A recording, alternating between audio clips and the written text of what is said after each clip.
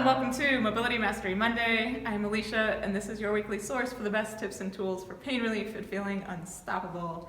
And today I want to help you run without knee pain, or show you how to run without knee pain.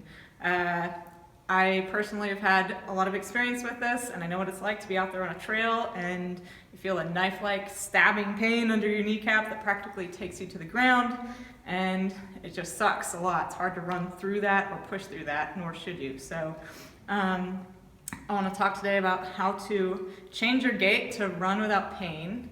Now, before I show you what to do, I want to just make sure you know I'm not a running coach. This advice is not meant to make you faster or a better runner. This has been just my opinion and my experience about how to run without knee pain. So if you're not concerned with getting faster or more efficient or anything like that, and your main goal is to run without knee pain, this is for you. Now, having said that, this might actually make you faster, it might make you more efficient, but that's actually not the goal of today's video. So most knee pain that happens while running happens on the lateral or outside part of the knee, or you might feel it kind of under the kneecap, but most of the time it's going to be on the outside. Again, this post is actually addressing knee pain while running, not knee pain that you might have 24/7. But most knee pain patterns that I've experienced in my 8 years of working with people while running happen on the outside. And a lot of people like to blame the IT band for this, which I guess is for good reason. It's a decent culprit to look at. It's a giant muscle or tendon on the outside, like a lot of people have IT band issues, but it's been my experience in my 8 years of working with people that the IT band is not the main culprit, it's something else. And that something else is a kind of a 1-2 punch between the upper lateral part of your gastroc or calf muscle right here, combined with weak and tight lower hamstrings here, where the fascia in that hamstring is actually stuck to the IT band, but it's not the IT band that's the problem. It's kind of this pocket of tissue right here, and both of these things together pull on your kneecap and kind of pull it laterally off the bursa, where you might get like a bone-on-bone experience. So these two things combined will actually pull on the hamstring tendon and the IT band tendon that attaches at the knee, pulling both laterally, destabilizing the knee, and causing pain. But again, it's not the actual IT band itself that is the problem. Okay, so a couple other things that can affect this pattern are how you run. Now, I'm going to get on this treadmill in a minute and show you the gait that I see most people using, especially if you're a trail runner, that is causing part of this pattern that leads to knee pain.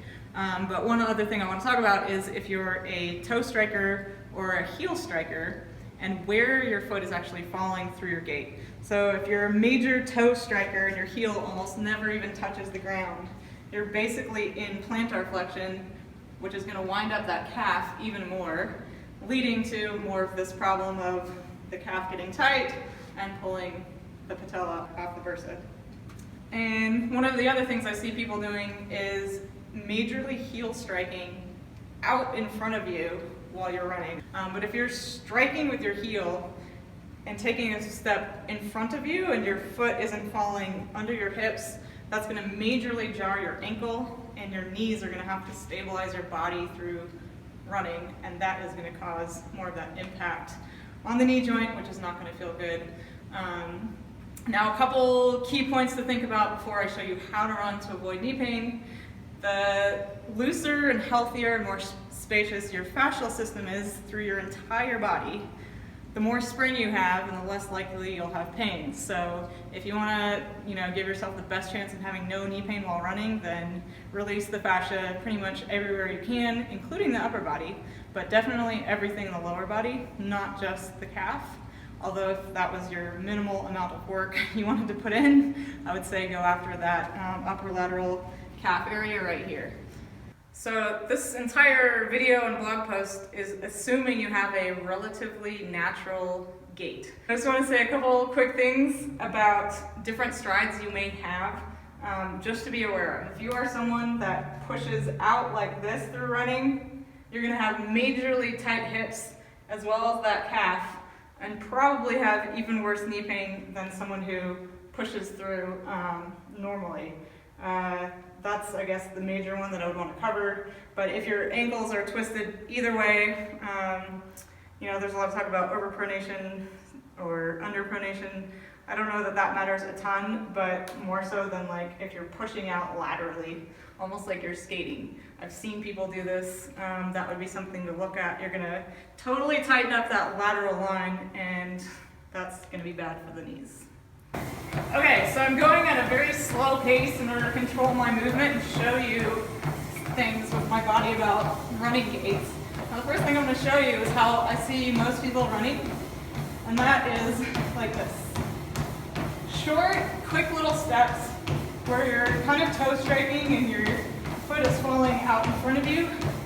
And I don't know if you can see it, but my foot hardly goes behind my hips. And this is just how I see most people running. So what this short, quick step does when your foot is falling in front of you is basically you're using your quads and your calves to kind of pull you forward. And that's actually not making the best use of the most powerful muscles you have in your body. And it's also going to, like I said earlier, keep that calf wound up. And also, if you're striking in front of your hips, it's going to make your knee have to stabilize your body through the movement. So to reverse this pattern and run without knee pain, we basically have to reverse those muscle patterns through the gait and the stride, and also change where our foot is falling while running. So what that means is basically, and I'm going to turn this on again in a minute and show you, but you're going to push backwards using your glute to actually push you forward, rather than relying on your quads to pull you forward through midair, basically. So you're going to want to use your hamstrings and your glutes to push back, and you're going to want to make contact with your heel. You don't want to like heel strike really hard, but you want to actually push all the way through the heel so your calf gets a really nice stretch through every step that you take. And what this does is basically allows the calf to relax and get a little bit of a stretch through each stride instead of being constantly wound up if you're taking short little steps like this using the calf the whole time. So I'm going to show you the gait that will help you prevent knee pain while running. And I'm going to try to slow this down so you really get the idea.